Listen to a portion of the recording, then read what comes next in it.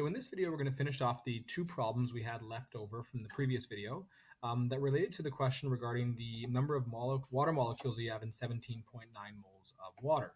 We calculated that to be 1.078 times 10 to the power of 25 water molecules, and we're going to use that in the next part of our question, which builds off of the previous question. So you're given 17.9 moles of water. How many hydrogen atoms do you have? So think about that carefully. Water is H2O. If you had one H2O, how many hydrogen atoms do you have? That's right, you'd have two hydrogen atoms. Because there's two hydrogen atoms per water molecule. In a water molecule, you have two hydrogen atoms. Let's say you had two water molecules, H2O, H2O. How many hydrogen atoms do you have? That's right, you have 4 H's. Because there's 2 H's per one water molecule. So basically, every time I ask you how many hydrogen atoms you have in so many water molecules, you're just multiplying by 2 because you have 2 hydrogen atoms per water molecule. If you had 8 water molecules,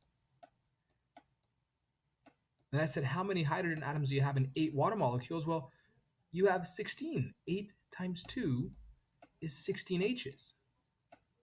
So in this question, you have 17.9 moles of water, and we're saying, how many hydrogen atoms do you have? How many H's do you have?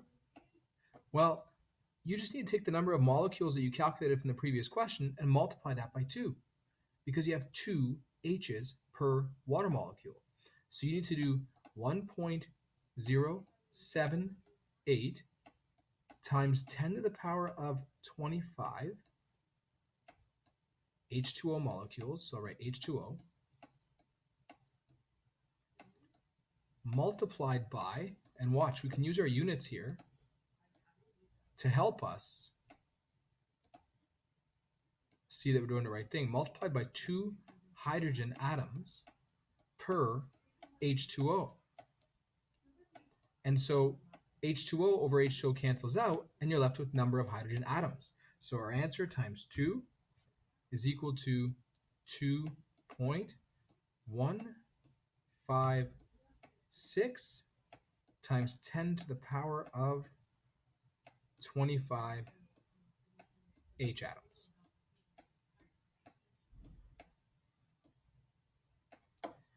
And our last question, it's very similar, except this time we're asked for how many oxygen atoms we have. So we're going to use our number of water molecules still that we calculated, but we might have to multiply by a different number this time. So remember, we have 1.078 times 10 to the power of 25 H2O molecules. And here we're asking you, well, how many oxygen atoms are there in that many molecules? Well, let's go take a look again at our simple example. If we had one H2O, how many O's do you have? Well, one O. One O. This is O as an oxygen. If you had two H2Os, in two water molecules, there's two O's. And that's because there's one oxygen per molecule of water. So notice that you don't have to multiply by 2 in the case of oxygen because there's only 1 per molecule. So you're really multiplying by 1. It's really the same thing.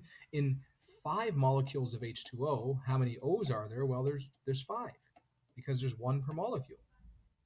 So I'm just multiplying by 1. I'm just doing times 1 oxygen atom per water molecule. You have water over water, that cancels out. And so we get 1.078 times 10 to the power of 25 oxygens. So if you're given a question like this with the number of moles of a molecule, you need to know what the molecule looks like. So you have to write it out, H2O. If you're asked for how many atoms of a particular element you have in that number of molecules, well, first you have to figure out the number of molecules that you have using your formula. That's big N is equal to N times Na.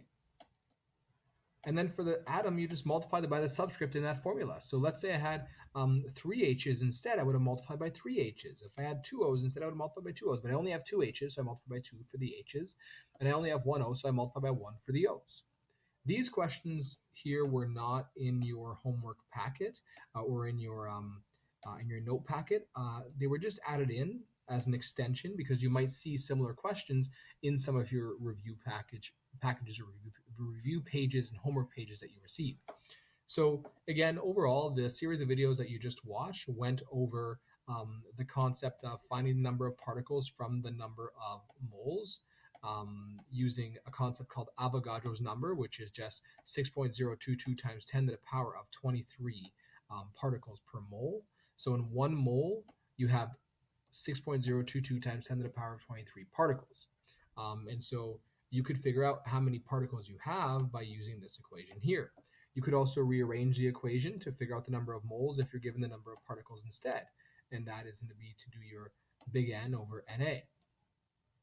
And when you do your unit cancellations, you'll see that you're on the right path.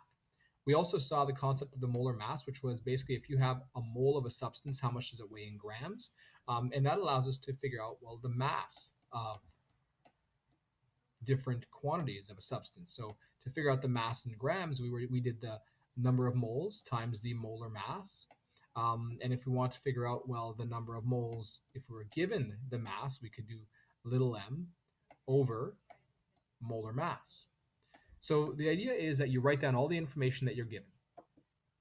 If, let's say, you're given number of moles and you're asked to find particles, well, you know your Avogadro's number, you know your number of moles, so you can use this equation here. If you're given particles and you're asked to find number of moles, well, you have particles, you have Avogadro's number, you can use this equation here.